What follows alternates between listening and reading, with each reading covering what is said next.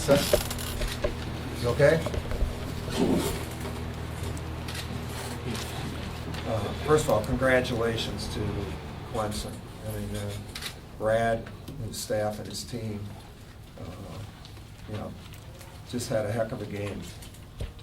Their kids played so hard, started from the get-go, right from the start. You could tell they had a great verve. I thought the first half, we did a good job of countering that. But, their physicality and their athleticism and their determination wore at us. We got doubled on score in the second half, and a lot of it was their defense, and we missed some shots that we should hit, but in saying that, I'm not sure that would have been enough to beat them. They had a stretch in there, and the Kid Blossom game had an amazing game. 14 and 14, and he hit 2 big 3-point shots, which kind of, I think, turned the tide, definitely in their favor. But there were about 4 3-point plays, those 2, and then 2 off of offensive rebounds during that middle period, like right in that period where it's 50-50, 48-46, and where you have a 4 or 5 point lead, and if you get the defensive rebound, you got a chance to go up 7, 8, and instead they get a 3-point play off of an offensive rebound, and it's a 2-point game. And they did that twice. And, in games, that's how games change. And that's why their determination and boards, they killed us on the boards, 48-30. And, we're not a good team right now. And, we're a small team, and we need to make up for it in other ways. We're not some powerhouse. When you're watching that game, they're bigger, and McDaniels is one of the best players in the league. He's the best athlete. He's also an outstanding player. And again, they were terrific, and we need to get a lot better. We're not very good right now, and that's me as a coach. I never badmouth my team or any guy. We win and we lose together, but we're not very good right now, and we got to take steps to try to get to be good, because the league is unforgiving. Any questions? Coach, you say you're not good. What's the reason for that? Well, the other teams are good. Like we're not physically strong, and so we have to do things collectively, especially on rebounding, and everybody has got to be rebounding, and then you hope that you can match the other team, not out rebound them, but match them. And then the things that we normally do well, we usually put the ball in the basket better. If you get those 2 defensive rebounds during the game, you come down and score, then it's a 7 or.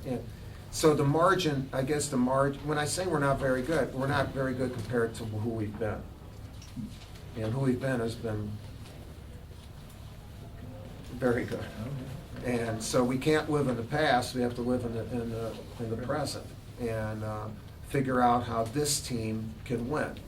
And, that's our responsibility as a staff to do that. And today, we weren't able to do that. Several of your players said that Clemson was the tougher team today on almost all plays. That's something normally you guys are. Where do you guys think you get it from? Yeah, I don't know if we're normally that. The guys play hard. Duke doesn't own the patent to play hard, or any team in the United States. Everybody's allowed to play hard, and this team played really hard against us. And we also have to understand that whenever we play, we will probably get that team's best shot. You know, they didn't have pom-poms here on Thursday night. It wasn't a packed house. It wasn't, and nothing against the Clemson fan. That's not a knock. You know, they came out and they were great. What I'm saying is that's what we got. That's what I've gotten for 25 years. And I understand that. My team has to understand that. That when we see a team on tape, it's not necessarily the team or the crowd that's going to show up for our game.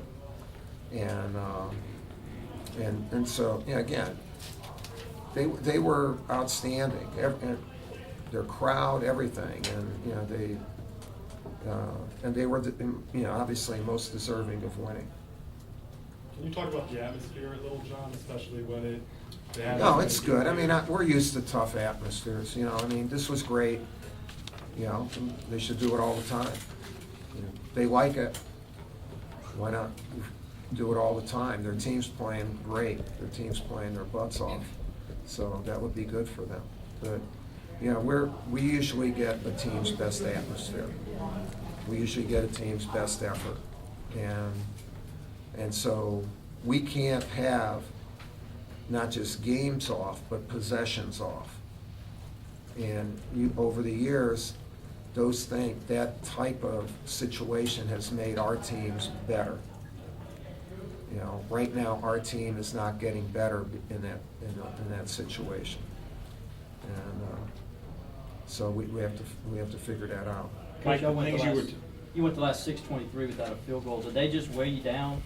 Well, we missed, you know, I mean, Andre Dawkins missed 4 wide open shots, you know, and Jabari, I mean, but they wear you down. I'm not saying we just missed. I mean, they were playing they were playing so hard, and the situation, I thought, you when you don't see it go in, just like, you know, in other sports, when something isn't happening, no one's getting a hit. It's tough to get a hit. Everyone's getting a hit. You get a hit. You know, one guy catches a pass, another guy catches. There's something that happens in a game where nobody was doing anything. If one guy would have hit something, we might have seen 2 or 3. But it was a combination of both.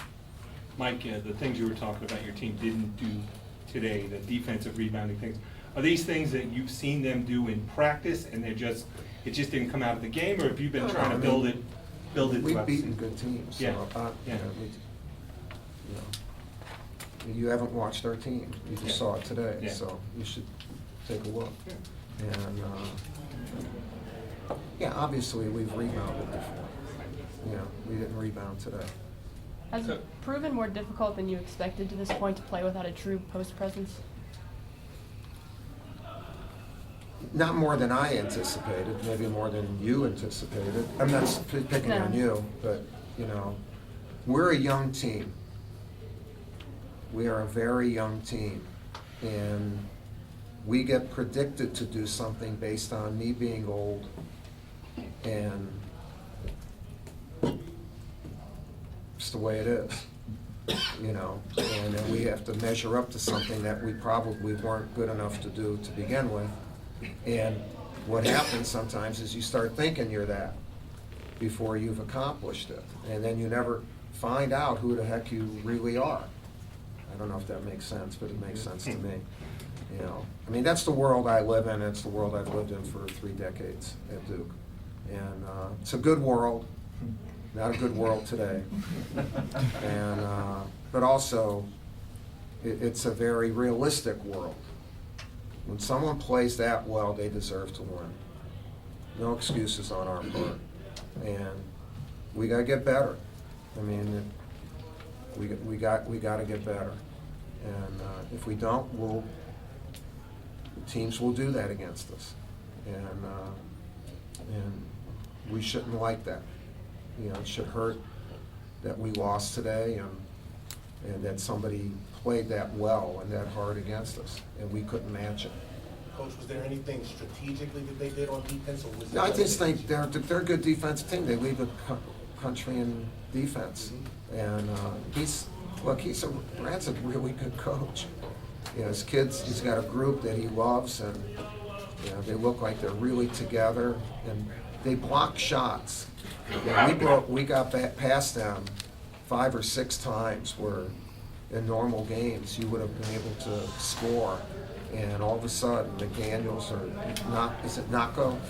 Noko, they made big plays, and which they have during the year. I mean, that's one of the reasons they're such a good defensive team. Coaches, it's been hard this year. You got talented players on finding the right combinations in certain No, I situations. think everybody has talented players. Who in our league doesn't have talented players? Everybody has talented players. It's about, experience, blend, determination, and just the chemistry that's developed. And recognizing that we don't have power guys. We just don't have power players. And in today's game, that hurt us. All right, thank you, guys. Okay, thanks.